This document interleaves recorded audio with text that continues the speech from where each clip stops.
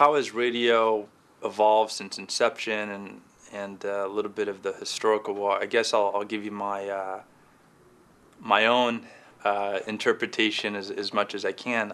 The first radio signal, I believe, was in 1917, broadcast in Pittsburgh, which was KDKA.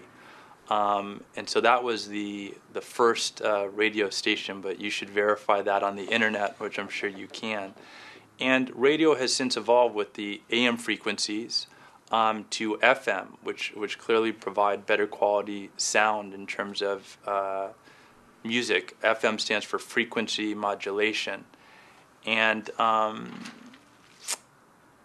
would say that radio has really evolved from in the early days where I guess you know boxing, the Jack Dempsey fights, baseball. I mean, where people would gather in the living rooms around a radio, and it was the primary medium. Then television came around, and everyone said that radio was going to kind of die and fade out, and radio has remained steadfast. And then you've got obviously satellite radio as of recently, and you've got the internet in the iPod. But radio is still a viable medium. I don't think it's going anywhere.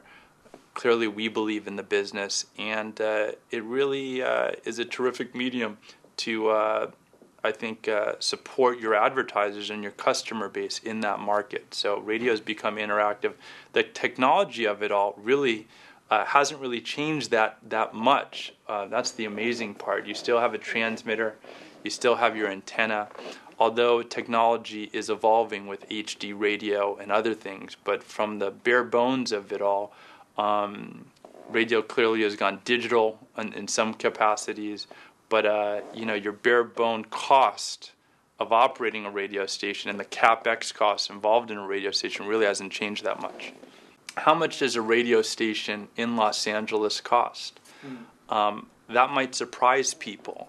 How much does an FM stick cost? Because a lot of people say, well, I want to buy that radio station and I'm going to program it and I'm going to make it better. It might surprise people, but in a major market, a stick, meaning a frequency, what we call as a stick, could cost anywhere from $150 million to $300 million. So it is a expensive proposition that most people might not really know. Why is it so expensive to enter the market, one may ask? Well, it's because there's only X amount of sticks in the market, so you have to pay a premium to get in.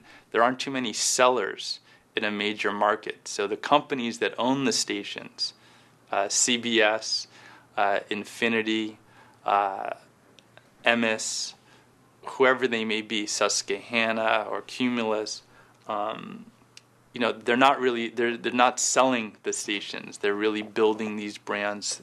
It's a viable business for them. So that might surprise people.